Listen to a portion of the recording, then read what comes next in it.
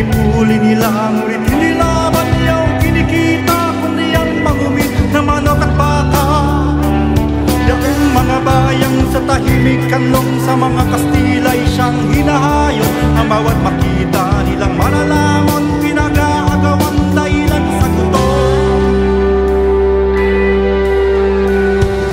Ang mga kasadores, ang mga kasadores, ang mga kasadores, ang mga sakadores, ang mga kasadores, ang mga kasadores, ang mga kasadores, ang mga sakadores.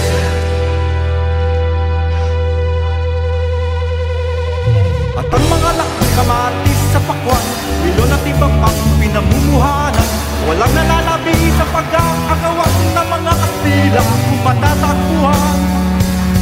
Lahat ng makita nilang magkakasagad, haharangin, dadalhin sa ulat, tuloy lalaklakin na mga tulingas at lupang at wala na pinalalakbay.